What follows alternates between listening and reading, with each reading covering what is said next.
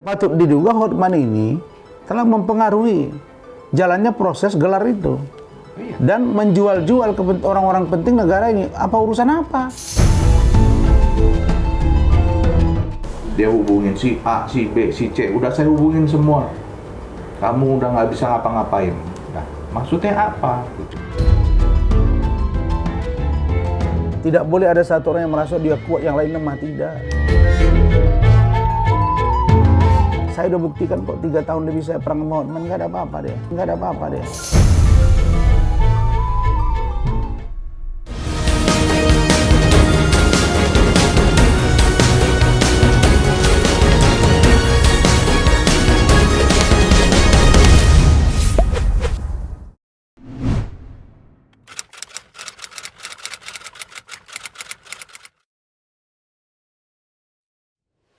Ini yang sebenarnya membuat kami itu sangat miris ya.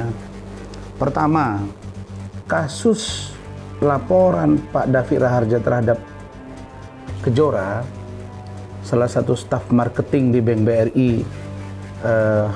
Veteran Jakarta Pusat, ketika di persidangan itu diputus menyatakan ada sebuah perbuatan tapi tidak merupakan perbuatan pidana. Kan itu kemarin. Perbuatannya didakwakan. Iya.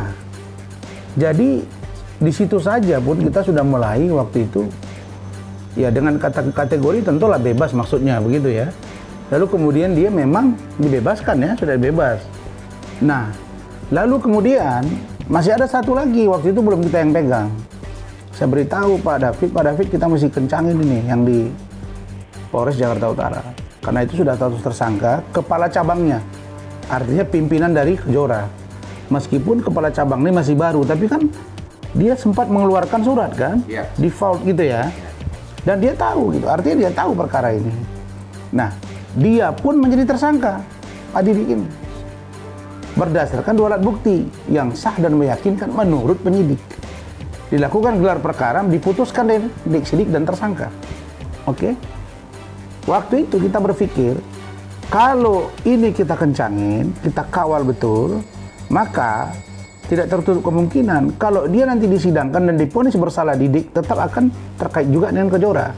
Karena kita menduga ini ada satu mata rantai yang terbangun di internal dalam tanda kutip dugaan kita di Bank BRI yang diduga bermasalah ini.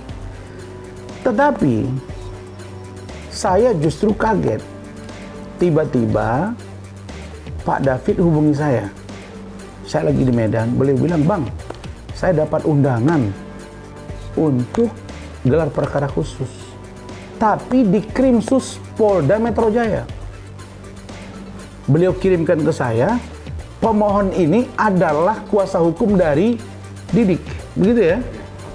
Tertulislah di situ Hotman Paris and Partners. Saya langsung ketawa. Waduh, dia tahu saya, maka pihak bank dugaan kita ya nyari si Hotman gitu. Karena memang kita satu level, kira-kira begitu. Tapi saya nggak melihat itu. Saya melihat nanti jangan sampai ada pembelokan hukum. Nah, pada waktu itu, saya memang menunggu informasi. Waktu itu saya lagi dirawat di rumah sakit. Tapi seandainya beliau info waktu itu, tentu kita akan kejar. Tapi ternyata, menurut pengakuan Pak David ini, beliau ini sepertinya dibujuk ya Pak David ya. Seperti dibujuk, dipengaruhi untuk udahlah Pak, nggak usah dibawa pengacaranya, nggak usah dibawa Pak Rasman. Lah dia berpikir di situ nanti pasti akan ada Hotman, yang bisa itu dengan Hotman siapa? Tapi karena dia diyakinkan bahwa ini akan on the track, akan merah putih gitu ya, akan tegak lurus, begitu ya Pak David ya. Dan dilakukanlah gelar perkara di bagian Wasidik Krimsus ya. Sementara pasalnya pasal 263 bos. Ini jelas pidana umum. Oke, dia masih ikut gelar lah di situ. Ternyata putusan gelar menyatakan ini bukan bagian dari tupoksi Krimsus. Begitu Pak ya? Betul. Krimsus akhirnya memberitahu ke Pak David. Boleh dong dia tanya. Diberitahu bahwa ini diarahkan ke Krimum. Beliau ini sambil menunggu saya sehat, sambil nunggu surat dari Krimum panggilan, tiba-tiba beliau diberitahu oleh Kasat Reskrim bahwa mereka katanya ya, sudah gelar dan diputuskan dihentikan. Bayangin, kagetlah saya. Lah, kapan digelar perkara khususnya? Waktu itu katanya sudah ada gelar, tapi tidak tahu khusus atau tidak. Belakangan tahunya khusus juga. Digelar di Krimum gitu Pak ya? Di Polres. Iya, itu ya, iyalah. Artinya dilakukan gelar perkara yang sifatnya khusus, ya Mat ya? Ya. Gelar perkara khusus, tapi tempatnya itu di Polres Jakarta Utara dengan dihadiri perwakilan dari Krimum. Nggak seperti itu biasanya selalu gelar perkara. Gelar perkara itu kalau diajukan oleh orang yang keberatan, itu selalunya satu tingkat di atasnya. Bahkan lebih. Ada kasus di Polres, bisa diangkat ke Mabes Polri gelar perkara khusus. Ada kasus di Polres, diangkat ke Polda. Itu yang selalu, kita udah puluhan kali atau ratusan kali yang gitu-gitu. Nah, dan jika namanya gelar perkara khusus, wajib dihadiri oleh terlapor, pelapor, kuasa pelapor, kuasa terlapor, bahkan ahli. Nah, klien kami Pak David, untuk gelar perkara khusus yang di Polres Jakarta Utara dengan menghadirkan dari perwakilan Polda, kita nggak tahu apakah dari Irwasumnya Irwasda hadir, atau Propamnya hadir, atau Biro Wasidiknya hadir, kita nggak tahu nih. Tiba-tiba beliau diberitahu Pak ya, oleh Kasat Reskrim, bertelepon sebelumnya ya, mengatakan bahwa ini dihentikan dengan alasan sudah gelar mereka. Ditanyalah sama Pak David, gelarnya di mana? Di Polres Jakarta Utara. Siapa yang hadir? Ada dari Polda Metro gitu ya. Nah, kita cari tahu. Kalau gelar perkara khusus tidak dihadiri oleh pelapor, termasuk kuasa pelapor.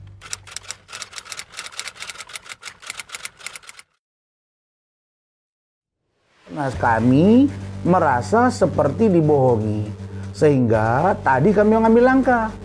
Kita telah melaporkan Kasat Reskrim untuk dimintai pertanggungjawabannya secara etik di Propam. Tadi sudah. Kemudian yang kedua, kami juga sudah mengantar surat ke Biro Wasidik untuk mendalami kasus ini. Nah, kenapa kita tidak ada urusan justru dengan ini bank plat merah, perusahaan plat merah, dia harus bertanggung jawab. Bukan malah justru melindungi. Dalam tanda kutip dugaan kami ya. Kalau perbuatan itu tetap dugaan kita presumption of innocence, pada dugaan tidak bersalah.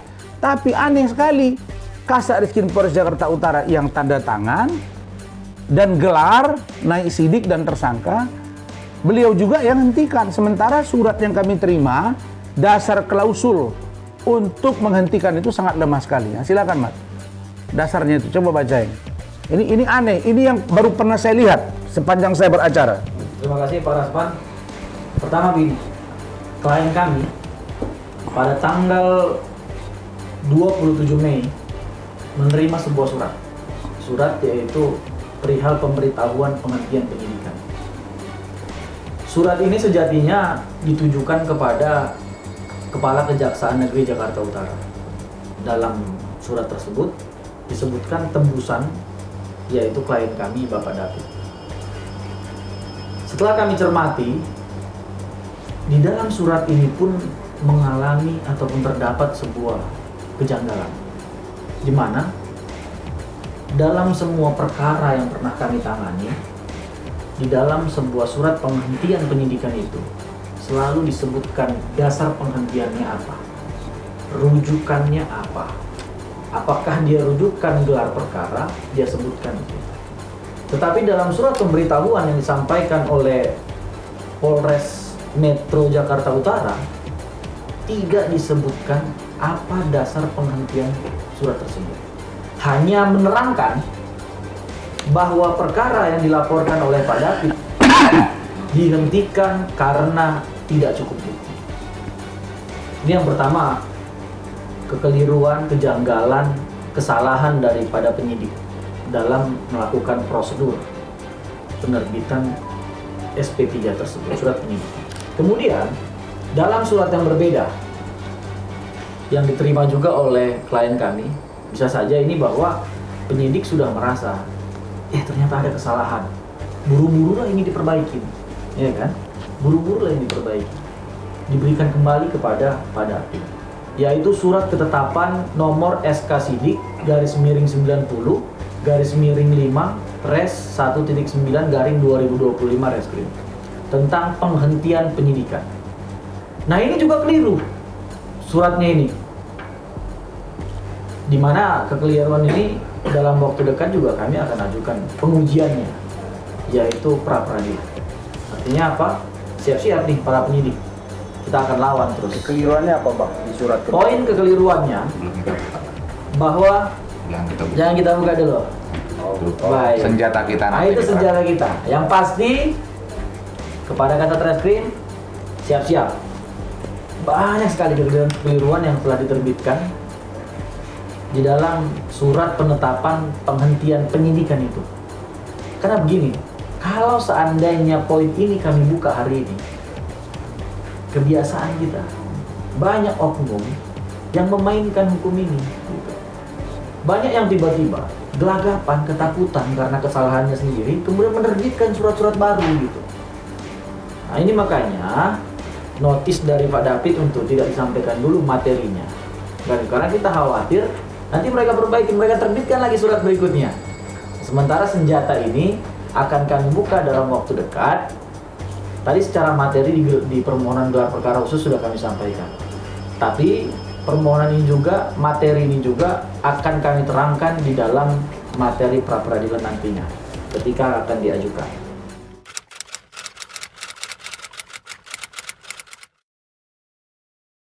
Ada suatu kejanggalan, ada suatu kekuatan yang sangat besar yang bisa dikatakan katanya tadi invisible hand yang mencoba membuat perkara ini menjadi kabur.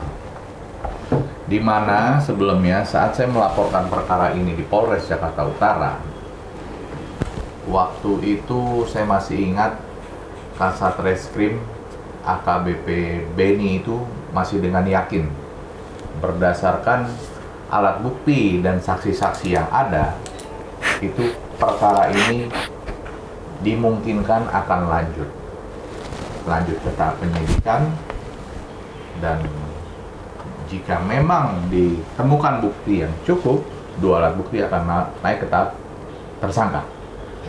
Dan hal itu kejadian. Jadi karena dokumen fakta-fakta hukum dari saya cukup kuat, pasal yang kami sangkakan adalah dugaan pemalsuan surat. Jadi suratnya pun sudah disita, saksi-saksi sudah diperiksa, ada saksi ahli dari saksi kalau nggak salah, penyidik soalnya yang manggil, ya Dokter Dian ya, sama itu Dokter Flora, itu saya mengetahuinya dari laporan SP2HP, laporan hasil penyelidikan. Dan akhirnya naiklah statusnya itu menjadi tersangka kurang lebih bulan April 2025. Dan wow, saya sangat kaget juga. Ternyata benar seorang Kasat Reskrim Jakarta Utara AKBP Beni menepati apa yang diomongkan, bahwa memang apabila ditemukan bukti yang cukup, minimal 2 alat bukti, siapapun itu, baik dia perbankan plat merah sekalipun, kita akan tetapkan menjadi tersangka. Dan ya akhirnya waktu itu benar, saya diberitahu penetapan tersangka, dan saya infokan ke kuasa hukum, ke Bang Rasman, bahwa telah ditetapkan menjadi tersangka. Kepala cabang Bank BRI Didik.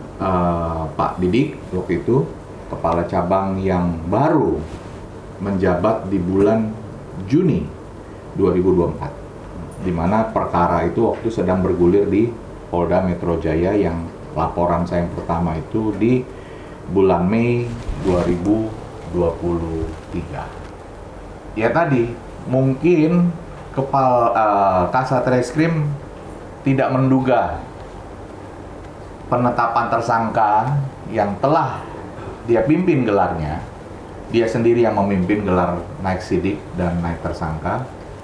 Begitu penetapan tersangka, ini anginnya begitu besar sekali untuk mencoba mempengaruhi hasil putusan tersebut.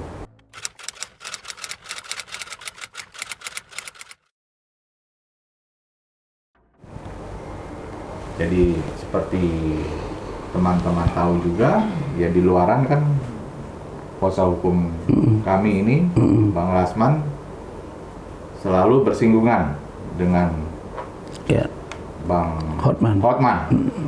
Mengetahui saya merangkul menjadikan Bang Rasman sebagai kuasa hukum, akhirnya BRI menjadikan Hotman Paris sebagai kuasa hukumnya juga.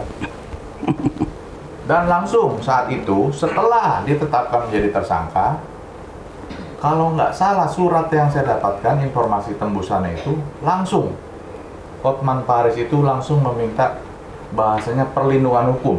Seolah-olah saya ini yang menzolimi BRI, menzolimi si tersangka, menzolimi si kepala cabang. Dengan meminta diadakan gelar khusus di Polda Metro Jaya. Nah, disinilah keanehan mulai terjadi. Gelar perkara khusus yang diadakan, ternyata undangannya gelar perkara khusus itu untuk dihadiri oleh kami, pelapor dan pelapor. Ternyata gelar perkara khusus di Wasidik Krimsus Polda Metro Jaya. Sedangkan perkara kami ini adalah murni perkara pidana umum, yaitu dugaan 263. Di sini saya sudah ada kecurigaan. Kenapa perkara pidana umum dilakukan gelarnya di pidana khusus? Dan saya sudah bersurat ke pihak penyidik bahwa saya keberatan. Saya khawatir di sini ada pengondisian. Diduga ada pengondisian karena perkara ini jelas perkara murni 263.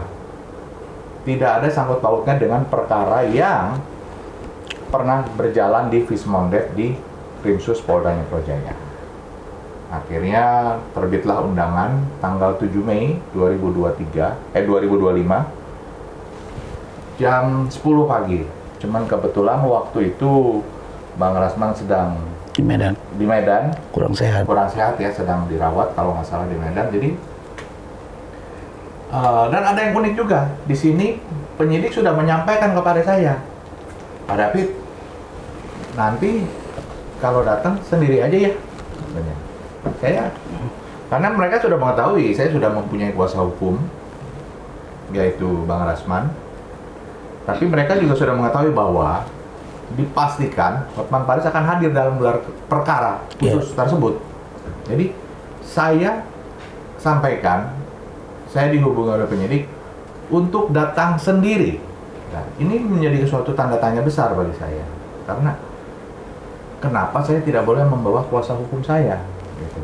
Cuman pemikiran saya waktu itu masih berpikir positif, mungkin takut gaduh karena ya biasa. Kalau ada Bang Rasman, ada Bang Hotman, selalu ada gontok-gontokan. Ya udah, saya berpikir positif. Saya datang, saya hadir. Niat saya hanya untuk menyampaikan bahwa saya hadir menghormati undangan. Namun undangan ini tidak pada semestinya, karena perkara ini adalah perkara pidana umum. Jadi semestinya yang mengundang gelar untuk melaksanakan gelar ini adalah pidana umum. Niat saya hanya sampai di situ. Cuman penyidik dalam hal ini Wasidik Krimsus sedikit memaksakan untuk tetap dilakukan gelar. Oke, apa yang terjadi waktu gelar perkara itu? Di gelar perkara itu tanggal berapa? Tanggal 7 Mei 2025 saya hadir sendiri selaku korban atau pelapor. Lalu BRI, si tersangka yang sudah dijadikan tersangka, Pak Didik hadir, didampingi beberapa pejabat dari BRI juga, didampingi dengan Bang Hotman beserta beberapa tim kuasa hukum. Dan ya di situ terjadi penggalian kan, belanja masalah. Jadi dihadiri oleh penyidik dari Wasidik Krimsus. Karena saya komplain juga akhirnya dihadiri juga oleh Wasidik Krimum. Lalu seperti biasa dihadiri oleh Propam, pengawasan, dan bidang hukum, Bitkum. Apa yang mereka temukan? Untuk hal ini, temuannya tentunya hasil itu bukan untuk konsumsi saya. Ini untuk konsumsi internal penyidik.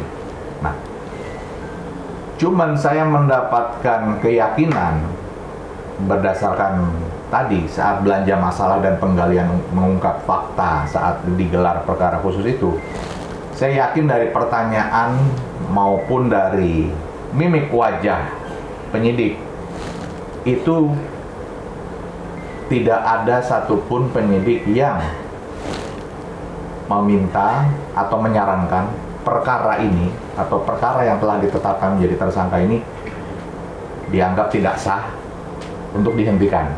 Tidak ada. Saya malah melihatnya penyidik lebih menyarankan silakan lanjutkan uji di jaksa tahap 1.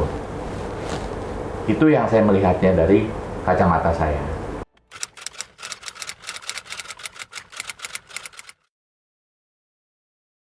Jadi Komisi 3 kan kemarin kan? Iya, waktu digelar perkara khusus yang dilakukan di Polda Metro Jaya di tanggal 7 Mei 2025, ini banyak sekali statement-statement Hotman yang kontroversial menurut saya. Iya, seperti itu. Dengan beraninya dia membawa-bawa Kapolri. nama Kapolri. Untung saya sudah menghubungi Kapolri. Untung saya menghubungi Kapolda. Kalau tidak, klien saya mungkin sudah ditahan. Nah, kan berarti sudah diduga ada intervensi. Apa haknya orang seharusnya seorang pimpinan ya selama alat bukti cukup lanjut, tidak terpengaruh intervensi siapapun. Kedua, Hotman pun dalam hal ini sudah patut diduga ada menyebarkan berita hoaks kepada para petinggi di DPR RI. Dia ada menyebutkan, oh saya tahu kamu dari partai ini dan saya sudah hubungi petinggi ini, saya telepon. Apa urusannya? Nah, ini nggak ada urusannya. Nggak ada hubungannya. Nggak ada hubungannya. Jadi dia mencoba mengintervensi, mempengaruhi para petinggi di DPR sana, seolah-olah saya ini adalah pelaku kejahatan. Tapi di sini kan saya korban, di mana BRI tidak menjalankan langkah-langkah perbankan sehingga menimbulkan kerugian kepada saya. Iya. Tapi fakta-fakta yang disampaikan oleh Hotman di gelar perkara khusus seolah-olah memojokkan saya. Dia hubungin si A, si B, si C, udah saya hubungin semua. Kamu udah nggak bisa ngapa-ngapain. Nah, maksudnya apa? Gitu. Itu memang benar ya Hotman ngomong gitu ya? Benar, ngomong gitu. Nah, itu. Nah, ini saya jelasin ya. Kalau itu benar, kita akan surati nanti. Artinya patut diduga Hotman ini telah mempengaruhi jalannya proses gelar itu. Iya. Dan menjual-jual ke orang-orang penting negara ini. Apa urusan apa? Dia hubungi Kapolri untuk apa? Hubungi Kapolda untuk apa? Seolah-olah kalau sudah saya hubungi, terus tidak jadi ditahan. Kalau seandainya terlambat akan ditahan. Kan begitu ya? Iya. Artinya ada upaya yang tidak benar di sini. Nah ini yang bahaya. Lah ini nanti tindakan ini masuk dalam materi kami ketika kami melakukan upaya hukum. Makanya ke propam kami udah jalan tadi. Nggak ada lah. Di mata saya Hotman nggak ada siapa-siapa. Nggak siapa-siapa dia ini dia. Nothing ke Hotman. Nggak ada urusan. Dan justru orang udah tahu sekarang. Ada setiap kasus ada Rasman dan Hotman. Ya bagus. Bedanya kita lihat aja. Ya kau menjual-jual. Ini terbukti nih. Ya Pak David ya. Iya. Kita akan surati. Dan itu ada semua datanya. Dan beliau sudah katakan. Apa urusannya? Saya kuasa hukum. Dari klien saya, terus saya bawa nama Kapolri, saya bawa nama Kapolda. Untung saya hubungi, kalau tidak udah ditahan. Lah, independensi penyidik nggak ada berarti di negara ini. Berarti perintah Kapolri baru ditahan orang. Petunjukan Kapolda, kan kira-kira begitu. Iya. Dia apa dia? Jadi kalau ada saya waktu itu, oh saya Hotman ini. Tapi sayangnya dia waktu itu dibujuk-bujuk untuk tidak menghadirkan saya. Walaupun saya kurang sehat waktu itu, kalau saya disuruh datang, saya akan ambil waktu yang lebih tepat, mungkin minta tunda kita dalam 1 minggu, saya akan datang. Itu, jadi ini klien kami ini korban gitu.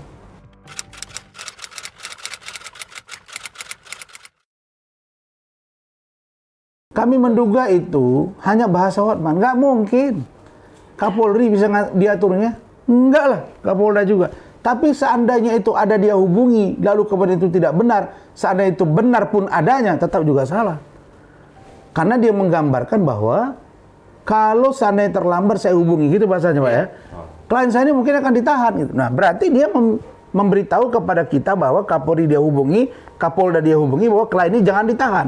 Jangankan untuk ditahan, malah di SP3 kan kira-kira begitu. Ini yang sangat serius. Nah, nanti kita uji aja. Orang keterangan dia kok jelas Pak ya, didengar semua orang di situ ya. Semua peserta. Ya kalau ada saya di situ saya tunjuk-tunjuk deh. Emang kok siapa sih gitu? Sayangnya beliau ini waktu itu ya namanya lah mungkin ada diyakinkan, dipengaruhi dan lain sebagainya. Saya juga sudah hubungi Kapolres. Saya tanya, ya Bang kalau memang ada sesuatu yang kurang tepat, ya bisa dilakukan pra peradilan kata beliau. Ya ada yang lain-lain juga. Saya sampaikan kami akan ke Propam. Ya kita lihatlah. Dan kasus ini sebenarnya ya sederhana. Hanya saja pelakunya diduga plat merah, itu aja. Dan ini serius, bukan tidak mungkin banyak di kasus yang lain terjadi.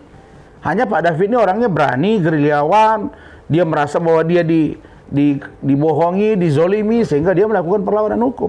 Nah, ketemulah saya sebagai kuasa hukum, langsung orang tuh mikir, siapa yang level Rasman? Masuklah ke Hotman, kira-kira gitu. Gelar perkara khusus, ulangi. Baik di Polda, di bidang krimum, atau di Mabes Polri, ayo, hadirkan Hotman, hadirkan kami. Saya akan tarung dengan Hotman di situ. Kita uji pasal ini.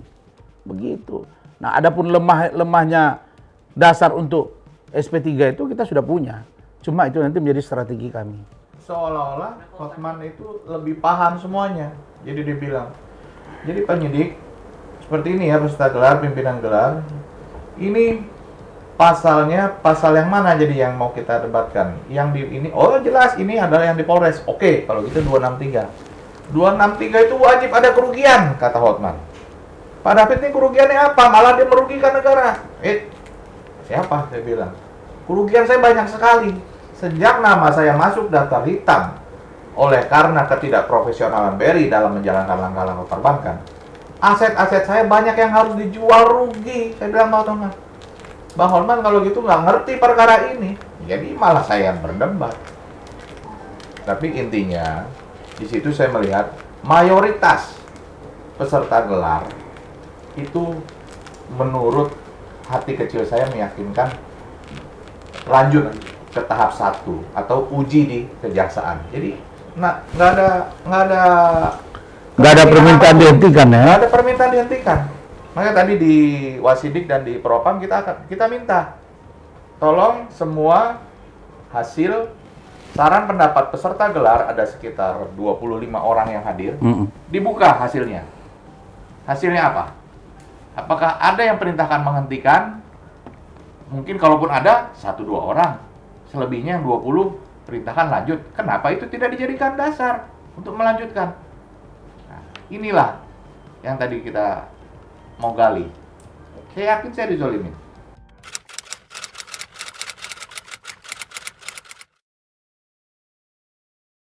Propamnya sudah tadi, kemudian Wasidiknya juga sudah. Nah, tinggal kami menunggu untuk nanti dipanggil Pak David memberikan keterangan.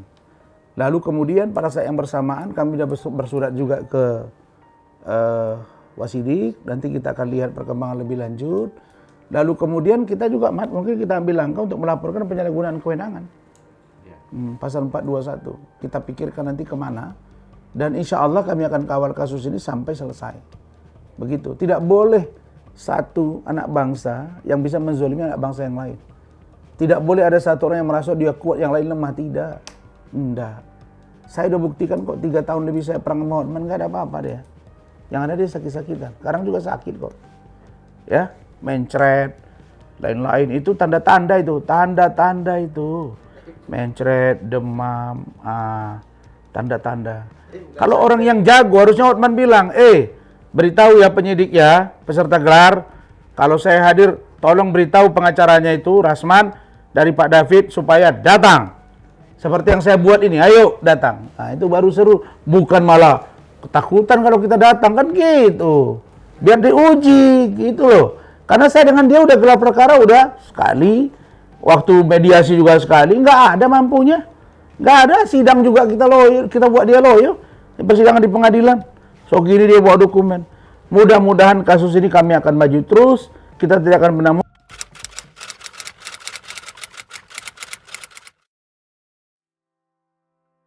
Ya justru itu yang saya lihat, bahwa sebenarnya seharusnya ini kan menjadi pintu masuk ya. Ternyata seperti dilindungi juga gitu. Harusnya kan ini sudah ada satu warga negara, pengelola perbankan, jadi terdakwa, lalu kemudian malah jadi bebas, terlepas dengan kontroversi, kecurigaan kita boleh dong. Lalu kemudian kasus ini yang terang-benderang, 263 kok dibelokkan ke Krimsus. Lalu kemudian atas nama gelar yang tidak jelas, jadi dasar pertimbangan untuk SP3. Seharusnya yang begini justru turun tangan Pak Erick Thohir. Pak Erick Thohir kan Menteri BUMN. Kami berharap ini dilakukan cross check berulang, memastikan gitu loh. Bagaimana seorang tersangka pada waktu itu belum dikeluarkan atau belum di PLT atau belum dinonaktifkan. Jelas dia tersangka tidak nonaktif sebagai kepala Bank BRI cabang veteran. Di mana-mana selalu dinonaktifkan dulu supaya dia tidak bisa diduga menghilangkan barang bukti, mengulangi perbuatan sama atau melarikan diri. Kemudian ini kan cacat bagi perbankan. Kenapa sih kok ini tidak diseriusi gitu? Nah karena itu kami tidak menyerah, kami pasti akan lakukan perlawanan sepanjang yang kami mampu dan dengan ini kami nanti akan bersurat ke lembaga-lembaga terkait termasuk kepada menteri bahwa ini ada problem dari BRI. Ya ingat ini kami akan lakukan upaya hukum, iya pasti.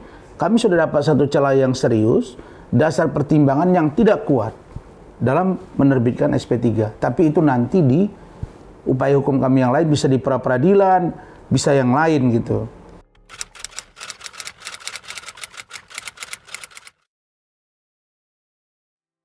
Nah itu dia, saya sebenarnya ya miris juga saya ya. Saya selama ini bela pasang badan buat Polri ya, tapi kelihatannya semakin kesini bukan malah ada perubahan, masih terus-terusan. Ya apa boleh buatlah, saya sekarang akan mulai bersuara kencang agar memang ada pembenahan di dalam, karena ini memang prinsip. Memang mungkin mereka mengira Pak David ini bukan siapa-siapa, dia pedagang atau pengusaha yang sedang, kelas menengah, ya kelas menengah ke atas, apa kelas menengah ke bawah. Tetapi mereka lupa bahwa yang diperjuangkan ini adalah kebenaran, transparansi. Jangan ada penyalahgunaan kewenangan di bank-bank milik pemerintah. Yang ini beresiko bagi seluruh Indonesia, karena ini milik kita semua. Maka nomenklatur apapun yang mereka ajukan dalam sebuah draft dalam rangka penegakan transparansi di bank, kita jadi nggak percaya. Yang kedua begitu juga dengan pihak kepolisian. Kita mau tanya, ini presisi ini ilusi atau fakta? Nah kalau dia memang presisi ini benar-benar jalan, harus ada menurut saya evaluasi secara berkala. Sejauh mana sih penerapan hukum sekarang? Nah kalau sudah viral dan lain sebagainya, dilihat seperti ini, jangan didiamkan gitu. Bayangkan dia mentersangkakan Kasat Reskrim, dia juga yang menghentikan. Gelar perkara selalunya di Polda kalau dia di Polres. Bukan orang Polda yang datang ke Polres. Gelar perkara khusus diatur di Perkap itu, peraturan Kapolri. Wajib dihadiri. Karena itu manajemen penyidikan. Dihadiri oleh kuasa pelapor, terlapor, dan pelapor serta terlapor sendiri. Prinsipalnya. Nggak ada tuh. Tiba-tiba perintah SP3. Kan lucu ya. Kau yang memulai, kau yang mengakhiri. Kira-kira begitu. Jadi ini kami akan lakukan perlawanan. Ya kami berharap lewat cumi-cumi ini bisa menjadi terangnya peristiwa hukum ini. Dan mudah-mudahan kami akan kejar dan untuk menyelesaikan kasus ini. Saya kira itu, Pak David ya. Cukup ya? Cukup. Baik, terima kasih.